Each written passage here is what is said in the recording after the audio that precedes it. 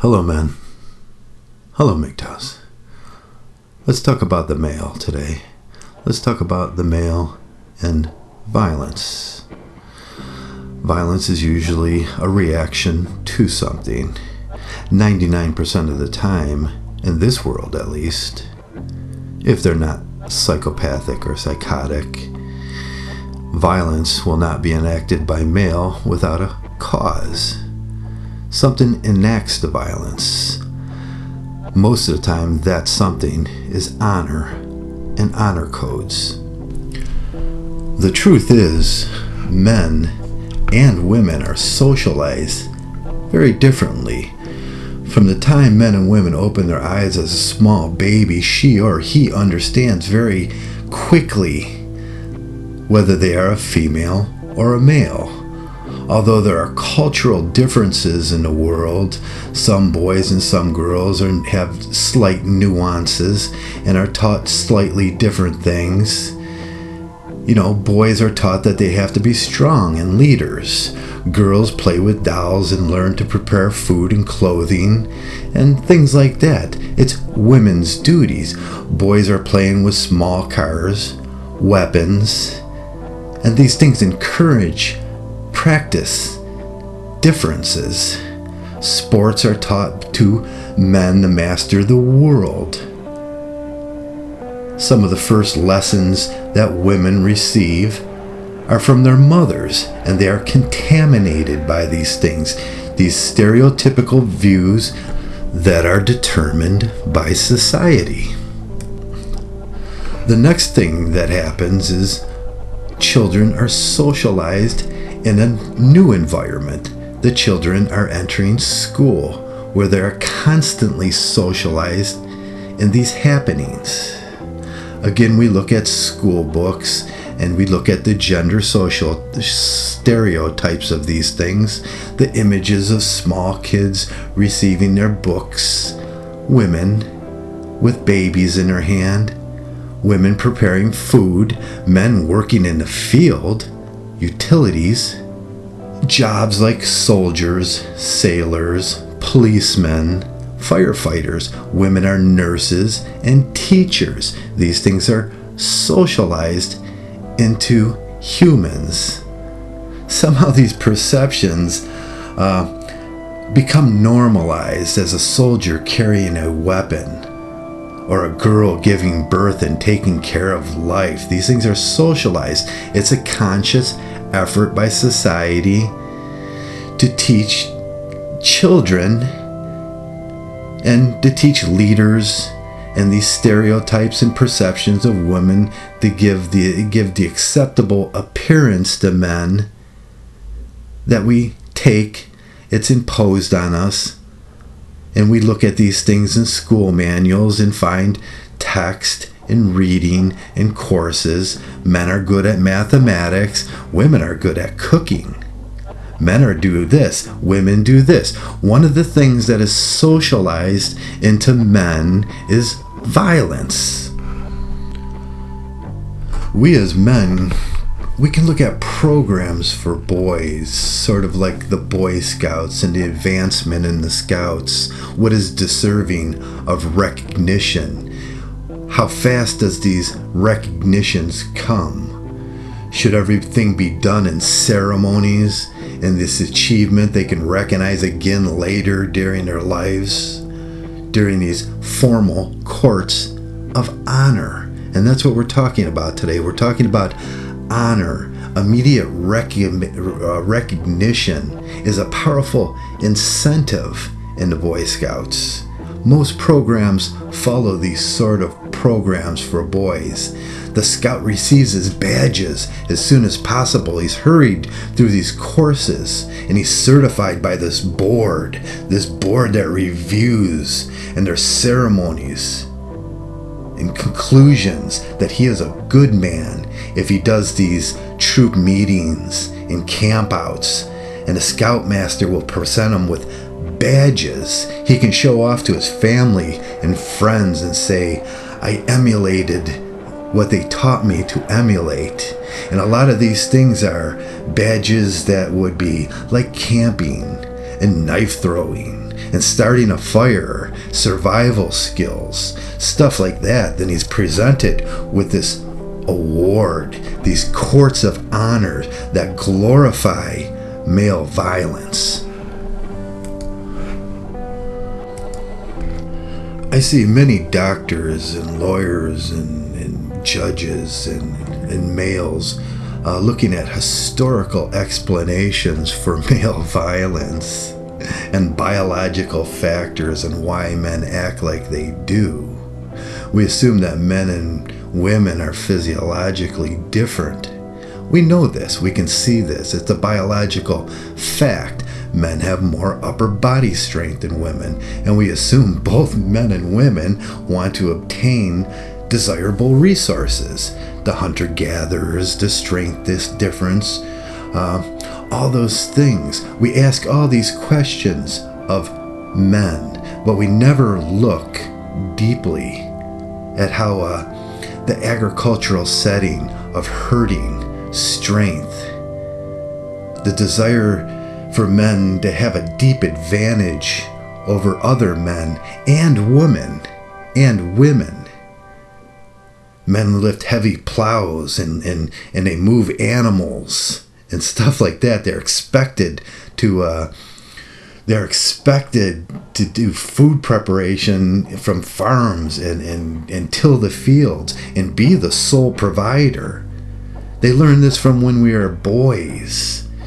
Women start depending on men economically, and then we want to talk about hypergamy, economic differences and dependencies that allow men to take this initiative over women. But one of the things that we don't look at a lot is honor in men, how this is pre-programmed in men, how absolute power and the reluctance to give it up starts fights in wars, and then women are expected to get their opportunities and rights through this culture of violence that we look at. Some psychiatrists have done a lot of series and research on the involvement of affronting or protecting. I looked at this thing recently, and studies were done on fighting with acquaintances with a man named Fred. This is Cohen, and this is Nisbett, from Cohen and Nisbett's. It's the culture of Southern violence, but it talks a lot more about violence in a lot of different ways. And they ask questions to this Fred, or not the Fred, the people about this Fred. It implied that what would happen if Fred's girlfriend started talking and someone suggested in a way and insulted Fred's girlfriend, or Fred's wife was implied to have less morals, or Fred was a liar and a cheat. And the responses were astounding. One of the questions was, would you shoot this person if you were Fred and these people gave you these situations which you would be in life? And a lot of us were in these situations in life. And then we think about how we were raised and the differences and the dramas and the sexual experiences that we have.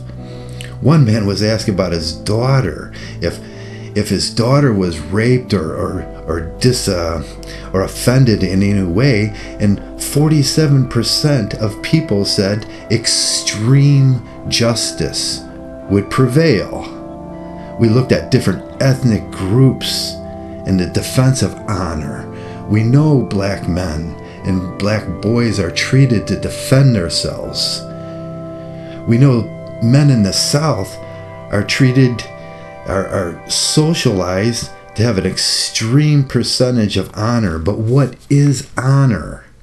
What is honor? What enacts this honor for us? It's fighting to affront something that's perceived about your masculinity.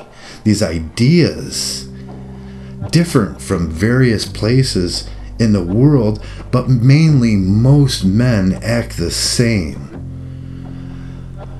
Some people were asked if these men that would not defend their honor fit into these little categories, whether they fit poorly into the category of masculinity and manhood. The definition, 50% of people in the North said, 52% said, no, this man does not fit well into what we think about masculinity and manhood. 30% in the South said, no, that man does not fit well into what we perceive as manhood.